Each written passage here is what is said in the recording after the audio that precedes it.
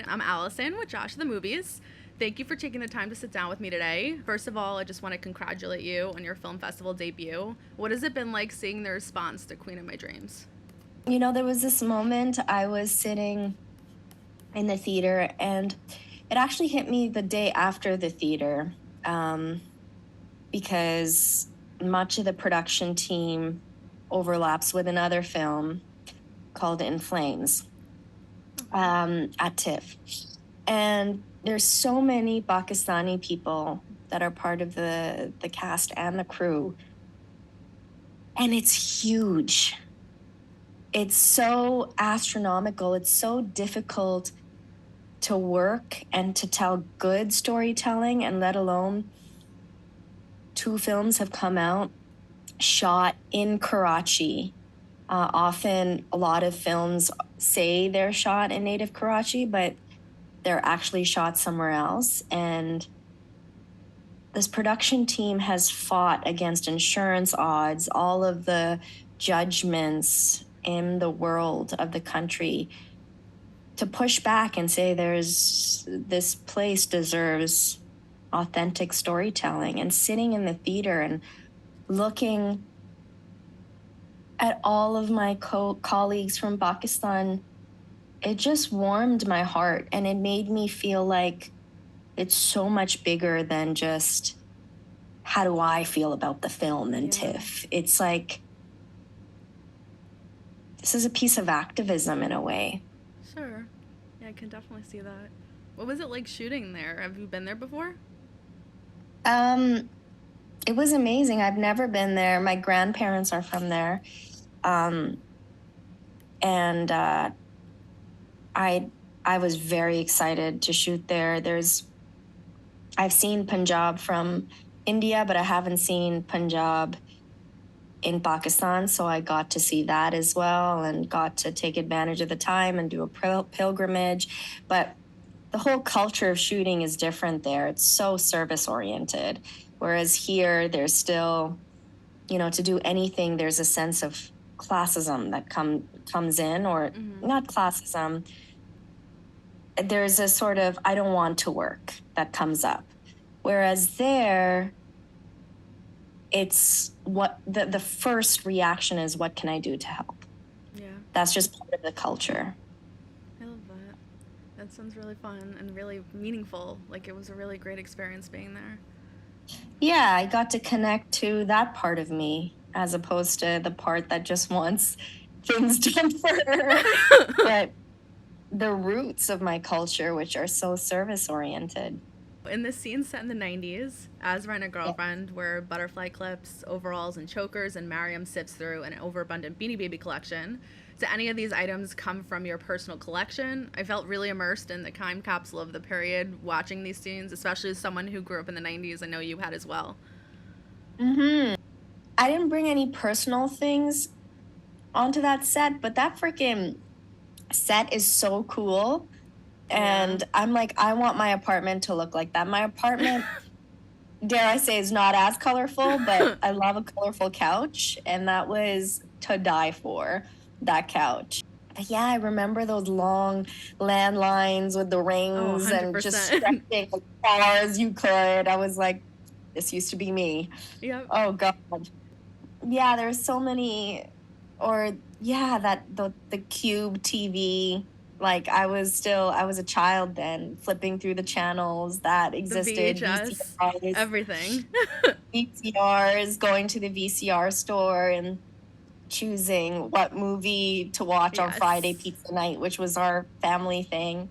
So, yeah, it was memorable. In a way, the 90s or early 2000s were my childhood years, so it was a time I was the most myself. So it was nice to be surrounded in that aesthetic. So you played both the daughter and the early mom characters, putting you at odds with yourself. How did playing these characters inform your perspective on the story or impose any new challenges as a performer? I've spoken about this before, but I was a full-on blackout before I did. I had bombed acting class. I had gone into acting class for 5 weeks, and I had bombed. I was like, right before shooting, I was given a character I was so in a blackout. I did it for 5 weeks. I don't remember the name of the play I worked on. It's ridiculous. But my training, I train regularly, and the training requires us to go to the places in ourselves that we can reveal in our characters. And there were things that I had sort of intellectually looked at, but not really looked at.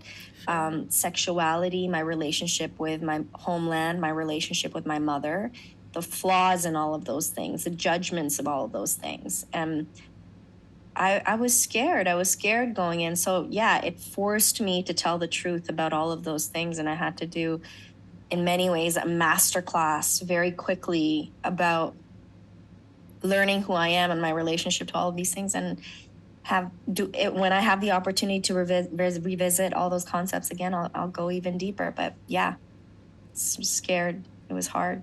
Sounds like it. So Fauzia's filmography indicates a solid grasp on queer stories such as this one. What was it like working with her and playing a queer character? I think Fauzia is sort of, I used to make this joke. I would say, I want to be you when I grow up or something, because she's so unashamed of her sexuality, and she's so unashamed of who she is. Mm. And that in itself is the biggest empowerment. Yeah. Like, she so proudly has a wife. She went to Pakistan with her wife. Wow. Like, she's meeting her family there. Like, that, she was leading a set which was very male dominant in a very male favoring society, and she held her own. And all of that woman power was very empowering. I was so in awe of it. I got a nose ring because I was like, Foz, I got a nose ring and I cut my hair. Definitely not as short as hers, but hey, 10 years, I'll look more and more like her. I love that. I'm glad you guys were able to connect and like really get close on the set. So Bollywood has a strong significance to the story and overall style of The Queen of My Dreams. What films did you feel most strongly inspired by, Bollywood or otherwise, going into these roles? And were you familiar with Aradhana or Sharmila Tagore before reading this film script? Oh, no. You didn't pronounce those. Oh, my God. I'm sorry. I really practiced. Sharmila Tagore, it's okay. I had so many lessons with Fazia for that. I still have to go back and do ADR for it. And Aradhana. I hadn't watched Aradhana before, but the song Mere Sapno Ki Rani, which is the theme song, is an iconic song. So many songs from that movie are iconic. When I auditioned for the part, the first thing I said to Fazia was that Fire by Deepa Mehta was the first movie that made me really want to become an actor. And it was the first time I'd seen a South Asian that was queer. And when I read this script, I was like, I have an opportunity to touch that part of me that was so inspired by Fire, that movie. Mm-hmm. So that was a significant movie that affected this film. Wes Anderson, I watched a lot of Wes Anderson films. I definitely got that vibe in the creative direction. To get the comedy and the style and bigness of it all. But otherwise, for just shits and giggles, I grew up watching really cheesy Bollywood films. Kuch Kuch Hota Hai was a big one. Dal, I loved. Devdas. My God, there's so many. But the cheesier, the better. I love that. So speaking of cheesy, this silly tradition where actors may play both a woman's son and their love interest, which was referred to early on in the film. I'm assuming that's why Fauzia decided to have you play both Azra and young Mariam. But also, do you think it served to show that the two women are not so different despite their battles? Oh, yeah. I think so. I think the reason that because they're not so different is why there's so much resentment, because they're not so different, and Azra is living her true life as an artist, being who she is, And Mariam, who also was an artist and is very similar in that way, even though they might be opposite personalities, introvert, extrovert, is resentful of her daughter. And I think that's a really, it's a thing we don't talk about, mother jealousy, 100%. mother jealousy of child. Yeah. You know, it's a real thing. I was wondering if anyone in your family has dealt with arranged marriage in recent generations, and what are your personal thoughts on it? Would you be open to it in the right situation? Do you think it has validity sometimes? Wow. I know it's kind of a heavy question. Very personal. We're getting into politics here. My mother and father, so I was like, tell me the truth.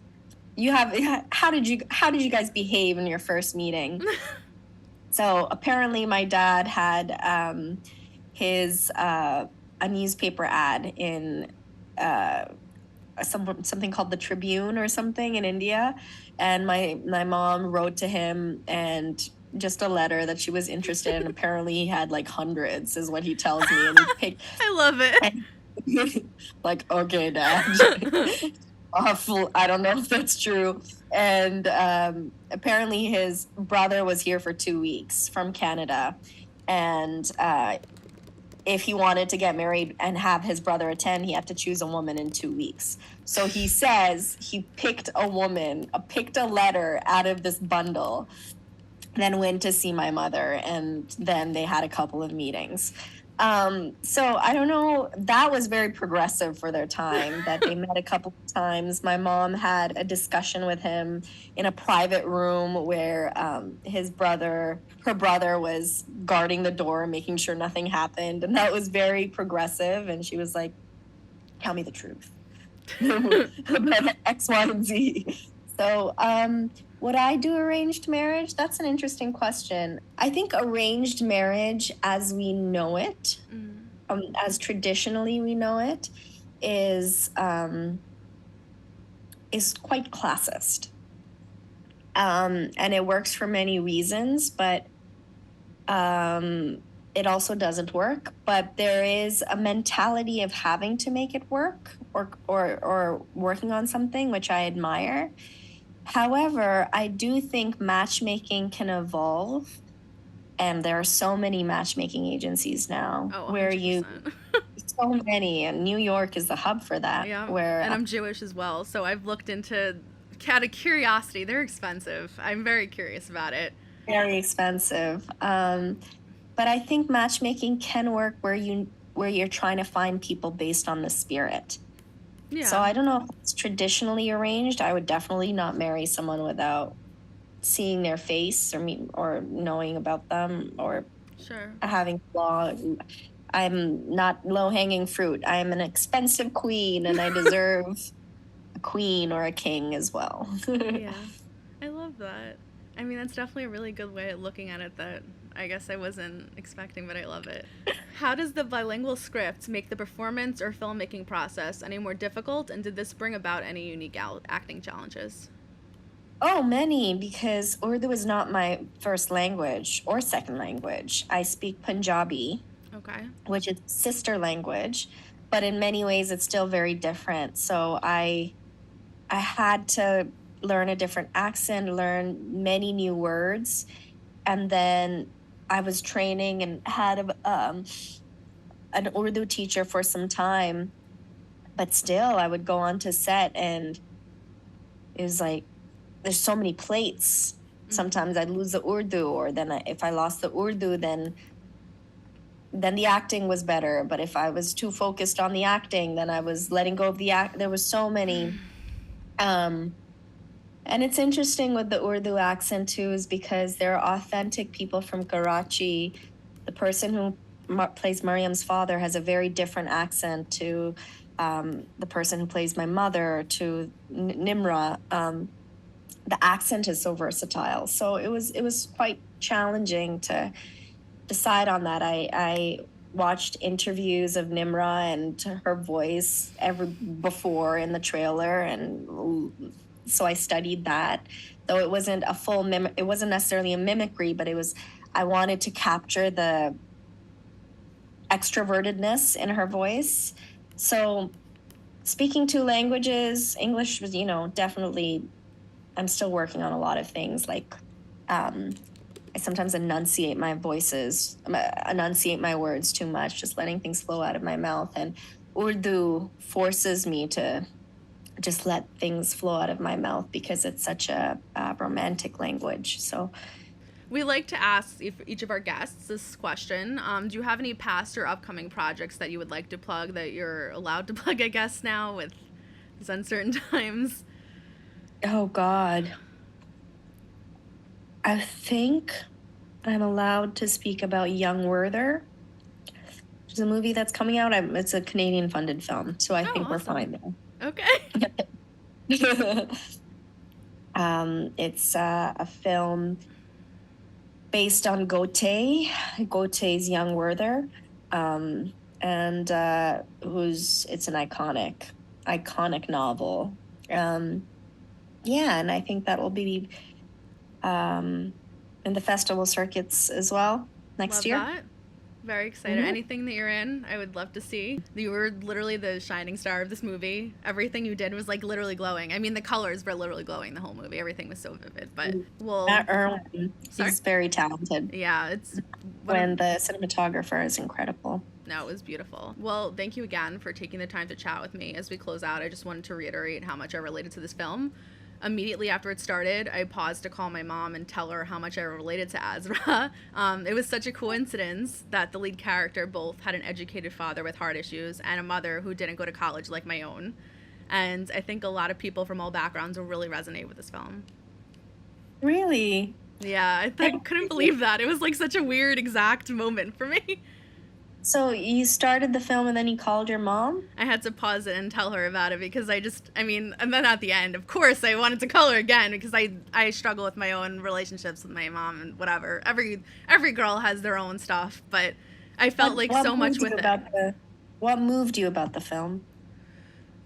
I think it's really that there's so much stuff you don't know about your parents, and then it really comes out when you learn and you try to understand their backstory. Like, as I said, with the arranged marriage type stuff and the matchmaker, I found out my mom met my dad literally last week, or when I brought up this movie, at like some weekend trip for like young adults. My mom got married when she was like early 20s, but it was the weirdest thing. I'm like 30 something years old. How did I not know this? So there's so much that you don't know about your family that if you really find time to push it and I guess get to know something, or just something interesting like this that would bring it up, you just never know what you're gonna find. Yeah, that's fascinating. I'm glad you got to learn more about your parents as a result of your movie. That's that's all you can hope for with film, is like that it inspires conversation and connection and all those things. Yeah, 100%. Like, I thank you very much for making this film, and I'm excited to see what else I know you have some sort of production company or theater company or something that seems Grace like it Moon was Arts based Theater. in Yes, I can speak about. Yes, Grace Moon Arts Theater. We're building an off Broadway theater in Williamsburg, New York. We've already started. Yeah, it's very exciting. It's going to have a stand-up comedy section, a lounge, and then an art gallery, and then a theater. It's every actor's dream. I can't wait to check it out. I mean, I'm in Manhattan, so whenever you're here promoting it, be invited. Yeah, I would love to see it. Again, thank you. It was nice meeting you. Lovely meeting you. I'll see you in the theater maybe.